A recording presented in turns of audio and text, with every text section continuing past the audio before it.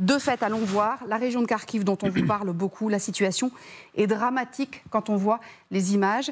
Images compilées, vérifiées et commentées par Nancy Rice. Regardez.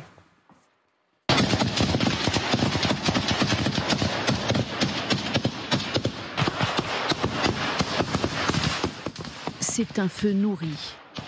En face des gardes-frontières, les forces russes. C'est le tout début de l'offensive de Kharkiv qui démarre. Premiers affrontements sans relâche. On entend des Russes qui crient dans la forêt. Des Russes qui appellent à la reddition. Les soldats ukrainiens que l'on voit rechargent leurs armes, demandent des munitions. Autre secteur, cette fois, le plan est plus large et les bombardements encore plus violents. Un rythme régulier, toutes les 3-4 secondes. Les combats font donc rage dans cette zone grise, cette nouvelle ligne de front, près de la frontière entre l'Ukraine et la Russie, qui avance dans plusieurs secteurs. 5 bataillons seraient à l'œuvre, des attaques par vagues, une intensification depuis ce week-end. Les Russes seraient aux portes de Vovchansk, mais les forces ukrainiennes disent toujours contrôler cette localité. La ville de Lovchansk est aujourd'hui sous le contrôle des forces armées ukrainiennes. La situation est stable et sous contrôle, donc tout va bien, ne vous inquiétez pas. Croyez en les forces armées ukrainiennes, gloire aux forces armées ukrainiennes, gloire aux forces armées, gloire aux héros, merci à tous et gloire à l'Ukraine. On retrouve ces mêmes soldats qui procèdent à l'évacuation.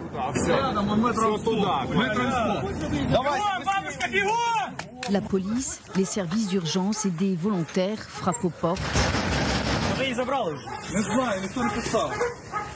Maison par maison, pour la deuxième fois depuis le début de l'invasion russe, les habitants doivent partir, dans la précipitation, sous les bombardements, et ce sont souvent des personnes âgées, désorientées.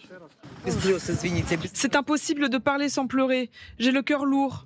C'est l'incertitude à notre âge, quand on doit tout quitter et qu'on ne sait pas où on va. Ces 3 derniers jours, il y avait des bombes, des bombardements sans fin, des grenades, de l'artillerie, des mortiers. On n'arrivait même plus à faire la différence tellement ça tombait. On a dû tout quitter. Les civils souffrent au milieu de tout ça. Et les Russes s'en fichent. 6000 personnes évacuées dans la région.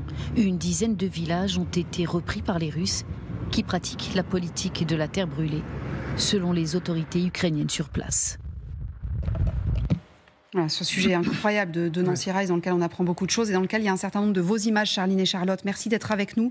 Vous êtes à Kharkiv et je sais que pendant qu'on diffusait le sujet, vous entendez vous-même des bombardements pas très loin de vous. Alors déjà, je voudrais quand même que vous soyez en sécurité, mais ça vous savez faire.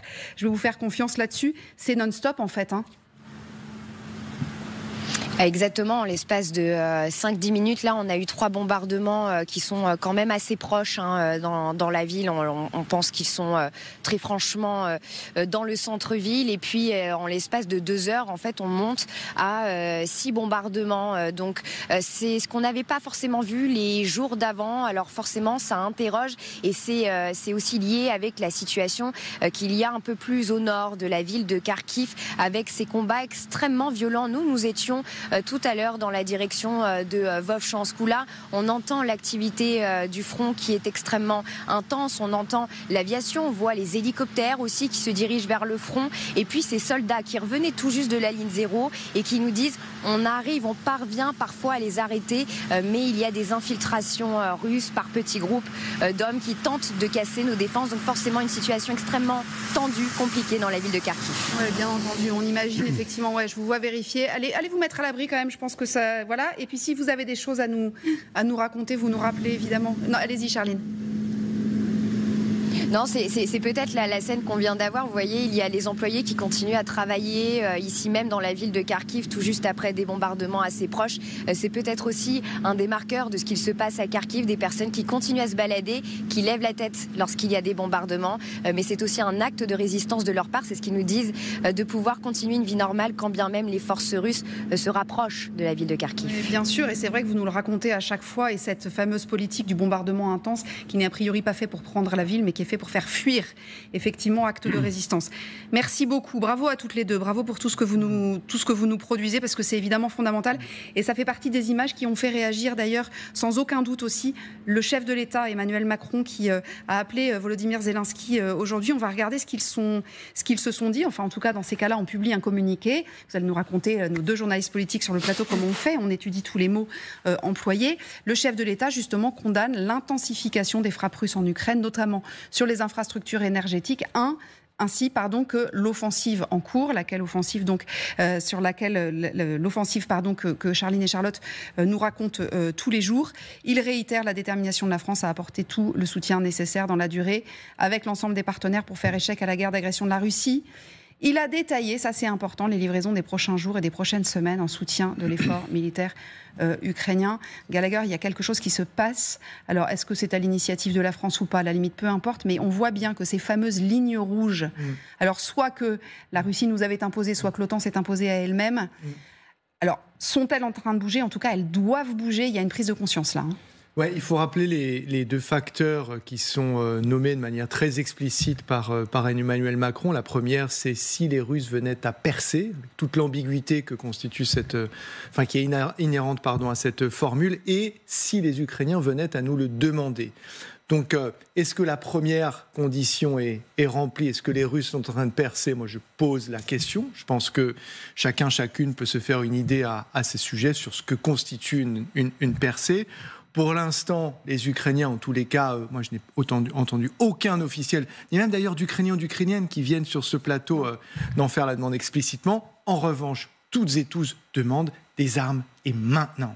Et plus particulièrement de la défense antiaérienne, précisément pour pouvoir défendre des villes comme Kharkiv qui sont battues par les feux russes. Juste une toute petite chose, c'est-à-dire qu'il faut toujours revenir à cette carte, voir la grande proximité, l'immense menace que constitue la proximité, bravo à la régie, entre ce centre urbain Kharkiv, deuxième ville du pays. On est à quoi ?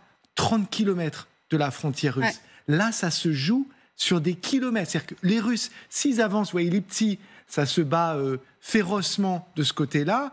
Vous commencez à être quand même sérieusement à portée d'artillerie russe, sans qu'ils déploient des systèmes hyper puissants. Avec l'intention, en fait, si on comprend en général, l'idée, ça serait pas forcément d'aller dans l'enfer de Kharkiv, parce on a vu Mariupol, comme ça avait été long, destructeur, atroce pour une ville qui est quand même beaucoup plus petite que Kharkiv.